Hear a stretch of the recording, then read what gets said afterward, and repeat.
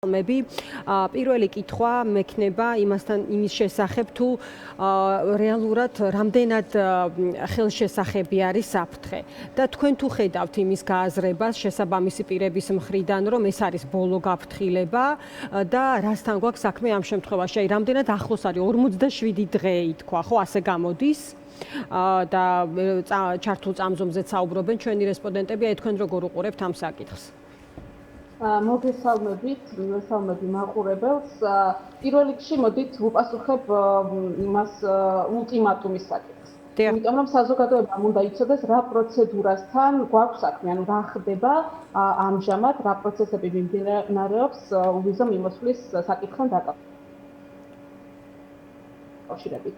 ესე იგი, როდესაც საქართველოს დაუწესდა უვიზო მიმოსვლა, ყოველწლიურად ევროკომისია სწავლობდა და აქვეყნებდა ანგარიშს, რამდენად ასრულებდა საქართველოს უვიზო მიმოსვლის პირობებს, იმიტომ რომ უვიზო მიმოსვლას აქვს თავისი წინაპირობები, რომელიც თავის დროზე საქართველოს დააკმაყოფილა და შესაბამისად პროცედურულად ყოველწლიურად ხდება მონიტორინგი, ხომ არ გაუარესდა ამ თვალსაზრისით მდგომარეობა, ხდება ანგარიშის წარდგენა და რეკომენდაციების მომზადება. ეს არის უკვე მე-7 ანგარიში კომისიის მხრიდან და აი ამ წინაპირობებში შედის როგორც ადამიანის უფლებების მდგომარეობა, დემოკრატიის ხარისხი, ასევე შედის მაგალითად ასე ვთქვათ მიგრანტების არალეგალური მიგრანტების კონტროლი, საქართველოში საზღვრის დაცვის საკითხები, ვთქვათ კორუფციული საკითხების მოგვარება და ასე შემდგომ. ანუ მრავალმხრივი არის ის საკითხები, რასაც ევროკომისია აქცევს ყურადღებას იმისათვის, რომ თქვას, რომ საქართველოს ამ ეტაპზე აკმაყოფილებს ვიზა ლიბერალიზაციის პირობებს. ანუ ეს პირობები დღეს არ გამოუყენებია ევროკავშირს, ეს თავის დროზე იყო, როდესაც ჩვენ დავიწყეთ უვიზო მიმოსვლა დადგენილი და ყოველწლიურად ხდება მისი შეფასება. ეხლა ეს წინაპირობები, რაზეც არის ამ წერილში საუბარი, იდენტურია და იმეორებს 2024 წელს ევროკომისიის მიერ გაკეთებულ შეფასებას საქართველოსთან მიმართებით, ანუ ეს არის რეკომენდაციები, რომელიც გასული წლის შემოდგომაზე გასცა ევროკომისიამ საქართველოსთან მიმართებით და თქვა, რომ თუ თქვენ გინდათ რომ გაგრძელდეს ვიზა ლიბერალიზაცია, არ შეჩერდეს ის, მაშინ თქვენ უნდა დააკმაყოფილოთ ეს წინაპირობები. ამიტომ ხდება იქ მაგალითად რუსული კანონი, ანუ ეგრეთ წოდებული გამჭვირვალობის კანონი, რომელსაც ჩვენ რუსულ კანონს ვეძახით და არა მაგალითად ის დამატებით 40-მდე არ ხდება თქვათ ის კანონები, რომელიც კიდევ უფრო სასტიკი და მძიმე არის და რეპრესიულია და რაც მიიღეს გასული წლის შემდგომ. ამ კანონების და ადამიანის უფლებების მდგომარეობის შეფასება მოხდება უკვე შემოდგომაზე, ანუ გასული წლის განმავლობაში მომხდარი მოვლენების და თქვენ შეგიძლიათ წარმოიდგინოთ, რას იტყვის ევროკომისია, თქვათ გასული წლის რეკომენდაციების გაცემის შემდგომ, არათუ რომელიმე რეკომენდაცია იქნება შესრულებული, არამედ ყველა მიმართულებით. ეს იქნება შეკრების თავისუფლება, გამოხატვის თავისუფლება, გაერთიანების თავისუფლება, დისკრიმინაციის აკრძალვა და სხვა საკითხები, ყველა მიმართულებით იქნება უკიდურესად გაუარესებული ვითარება, იმიტომ რომ ჩვენ ვნახეთ 40-მდე არადემოკრატიული კანონი, 60-ზე მეტი პოლიტიკური პატიმარი, მოქალაქეთა წამება, დევნა მოქალაქეების მათი აზრის გამო და ასე შემდგომ. ამიტომ კიდევ ერთხელ ეს არის სრულად ტექნიკური პროცესი, რომელიც ყოველწლიურად ხდებოდა და დღეს უკვე ევროკომისიამ ძალიან ნათლად, ანუ გარკვევით უთხრა საქართველოს, რომ თუ თქვენ გსურთ რომ იაროთ უბრალოდ ევროკავშირში, მაშინ თქვენ ეს წინაპირობები გაქვთ. ხო, იყო დღეს გერმანიის ელჩის კომენტარიც იყო, ნინო, რომ საქართველოს ზუსტად იცის რა უნდა გააკეთოს ამ პროცესში და რეალურად არის მოლოდინი იმასთან დაკავშირებით თუ რა გადაწყვეტილება იქნება მათი მხრიდან, მაგრამ ნინო, აი რაზეა დამოკიდებული? თქვენ აღნიშნეთ, რომ ეს ტექნიკური საკითხია, მაგრამ ოცნება უკვე ლაპარაკობს რამდენიმე წითელ ხაზზე, სხვათა შორის არ ყოფილა თლად კატეგორიული დღეს აი სპიკერი, ვინც იყო ამ მიმართულებით და ის ამბობდა, ცხადია რაღაც შეთანხმებულ ტექსტზე არის საუბარი, რომ აწონ-დაწონიან ქართულ ოცნებაში ამ ყველაფერს, მაგრამ რამდენიმე წითელი ხაზი უკვე არისო.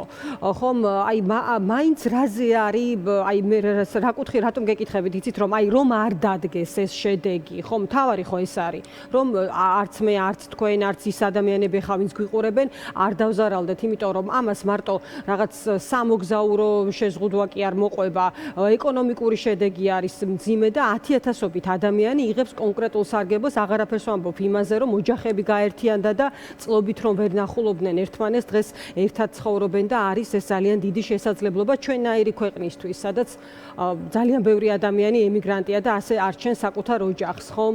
აი ამ საკითხს როგორ უყურებთ ნინო და როგორ ხედავთ გზებს ამ თვალსაზრისით? ერთადერთი დღეს ჩვენ ვიმოგზაურებთ ევროპაში უვიზოთ თუ არა, ეს აბსოლუტურად დამოკიდებული არის დღეს ქართული ოცნების გადაწყვეტილებებზე. არ არსებობს სხვა აქტორები, სამწუხაროდ არ არსებობს ბუნებაში, რომელსაც შეუძლია ამაზე ზეგავლენა მოახდინოს, იმიტომ რომ ამ გადაწყვეტილებების მიღება შეუძლია მხოლოდ ქართულ ოცნებას, ანუ აბსოლუტურად ტექნიკურადაც, პოლიტიკურადაც ეს არის მხოლოდ მათზე დამოკიდებული. ხო, თუმცა კონსენსუსის პირობებში შესაძლოა არ მისულიყო, ხო, აქამდე საქმე. ჩვენ ნატა საბანაძეს გვერდთვებოდა ყოფილი ელჩი ევროკავშირში, რომელიც ამბობდა, რომ სამწუხარო არის, რომ აი ამ ეტაპზე ვერ მოხერხდა შეთანხმების მიღწევა, რომ საქმე აქამდე აღარ მისულიყო და არ გადასულიყო უვიზოს განხილვის და შეჩერება არ შეჩერების თემამდე. ესეც ანა, მე დაახლოებით 1 თვის წინ ვიყავი ბრიუსელში და როცა ჩამოვედი თქვენ ტელევიზიაში და სხვაგანაც ვისაუბრე ამის შესახებ, ამაზე ჩვენ იქ ევროკომისიაშიც გვესაუბრენ, ანუ საკითხი მდგომარეობს შემდგომში, იმის გამო რომ საქართველოში ხედავენ ისეთი კანონების მიღებას და ისეთ ქმედებებს, რომლებიც აბსოლუტურად შეუთავსებელია ევროპულ სამართლებრივ სივრცესთან და ევროპულ ღირებულებებთან, მათ უწევთ რომ მოახდინონ რეაგირება. ეხლა ევროკავშირს რა შეუძლია გააკეთოს რეაგირების თვალსაზრისით? ხო, ეს არის ევროკავშირის გადაწყვეტილებები, რომელსაც ჭირდება კონსენსუსი. თქვენ მაშინაც გითხრათ ამ შეხვედრაზე, რომ კონსენსუსს რა თქმა უნდა ჭირდება ყველა წევრის მხარდაჭერა და ამ შემთხვევაში თქვენ იცით, რომ არიან ცალკეული წევრები, მათ შორის ორბანის ჩათვლით, რომლებიც ბლოკავენ ინდივიდუალური სანქციების დაწესებას კონკრეტულ პასუხისმგებელ პირებზე, ვინც იყვნენ ჩართულნი და არიან ჩართულნი ძიმე ადამიანის უფლებების დარღვევებში. ამიტომ მეორე გზა, სადაც ევროკავშირის რეაგირებისთვის არ სჭირდება ყველა წევრის თანხმობა, ანუ კონსენსუსი, ეს არის ვიზა ლიბერალიზაციის შეჩერება და ამ თვალსაზრისით მათ წევრთა უმრავლესობის ხმები აქვს საკმარისი, არსებობს პროცედურა კიდევ ერთხელ, ეს პროცედურა მათ დღეს არ შეუქმნიათ საქართველოსთვის, უკვე წლებია, 7-8 წელია ეს ხდება, ამიტომ ის თქვა კონსენსუსით ვერ იღებენ გადაწყვეტილებას, რომ მხოლოდ ესე თქვა კი ბატონო. პასუხი აგებინონ ამ ადამიანებს და დარჩენილი არის მეორე გზა, ეს არის ესე თქვა ვიზა ლიბერალიზაციის შეჩერება. მე მინდა გამომართო საზოგადოებასაც ითქვა ამ შეხვედრებზე, რომ თვითონ ევროკავშირის შიგნით მოგეხსენებათ წლებია უკვე არსებობს იგივე ემიგრაციასთან დაკავშირებული ძალიან მწვავე საკითხები, კრიზისი ამ მიმართულებით, ქვეყნები, მათი მოქალაქეები, მათი სახელმწიფოებისაგან ითხოვენ არალეგალური იმიგრაციის დარეგულირებას. ამიტომ პოლიტიკურად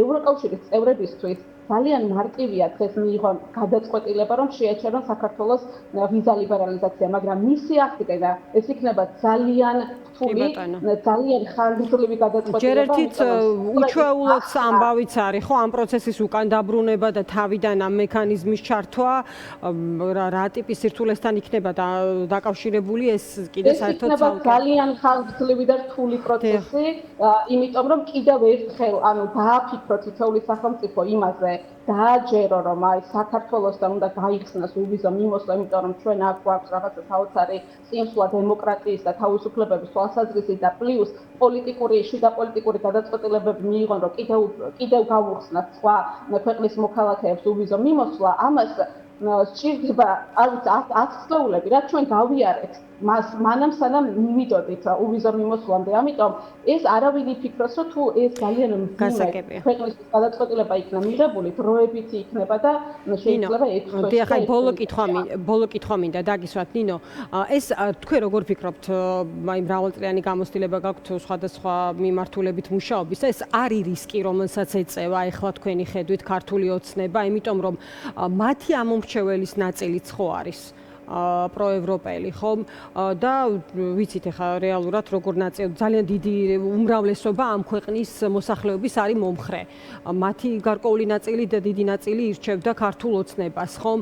ის ეწევა რისკს, მოდი ივანიშვილზე ვთქვათ პირდაპირ მიზანმიმართულად, აი გამოცდის ამ პროცესს თუ უკვე იცის რომ ესეც გადალახვადი საკითხი არის. აი როგორ შეგიძლიათ დაახასიათოთ ამ პროცესში ივანიშვილი? მე ვნახე ამ განცხადებაში, რომელიც ხელმომწერის თქვენ ხართ, არის მოწოდება ივანიშვილისადმი, რომ შეწყვიტოს აბსოლუტური მოსახლეობის აბსოლუტური უმრავლესობის ევროპული არჩევანის და კონსტიტუციის საბოტაჟი მან. აი რაზეა ივანიშვილის შეკავება დამოკიდებული, როგორ ფიქრობთ?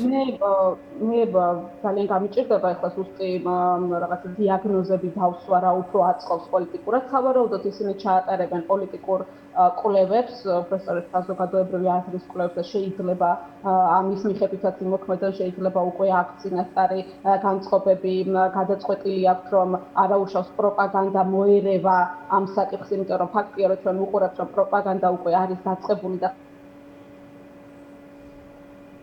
კაცო ევროპაში თუ ვეღარ წავალთ, თავარია რომ აქ რაღაცა ჩვენ ქართული ოცნება იღებს იმ გადაწყვეტილებებს, რაც მათ უნდათ და სხვა ყველაფერი ნაკლებად მიჩნევს ქვეყნისთვის, რომ თითქოს ევროპა ითხოვს რაღაცა ბავშვების გარყვნას და ოჯახური ღირებულებების, ესე ვთქვათ, ჩამორღვევას, თითქოს დედამიწაზე არსებობდეს გაერთიანება ქვეყნების, სადაც უფრო მეტად არის დაცული ოჯახური ღირებულებები, უფრო მეტად არის დაცული ბავშვთა უსაფრთხოება და კეთილდღეობა, ვიდრე ევროპაშია, იმიტომ გვინდა ზუსტად ევროპაში, რომ ბავშვები არ სიმშილობდნენ და ოჯახში ძალადობისგან იყვნენ დაცულები და კეთილდღეობა ქონდეთ, ხო? მათ ამიტომ გვინდა ჩვენ იქ ყოფნა და ეხლა პროპაგანდა ფაქტია. მხოლოდ ჯანდაცვის საკითხი რა დღეს, ნინო?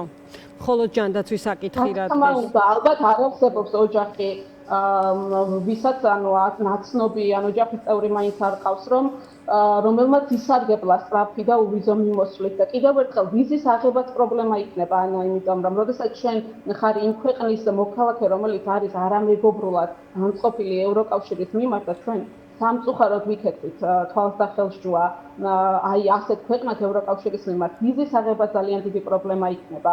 ეს არ იქნება ისე თუნდაც ისეთივე როგორიც იყო მანამ სანამ ვიზა ლიბერალიზაცია ხდება.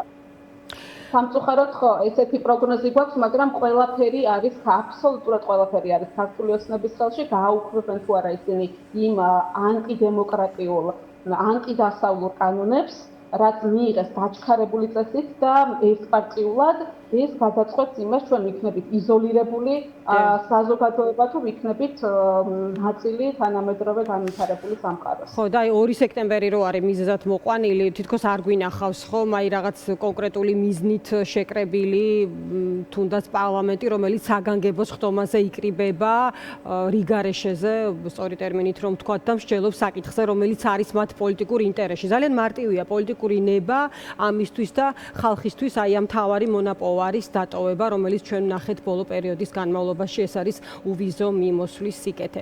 დიდი მადლობა ნინო, დაგემშვიდობები, ნინო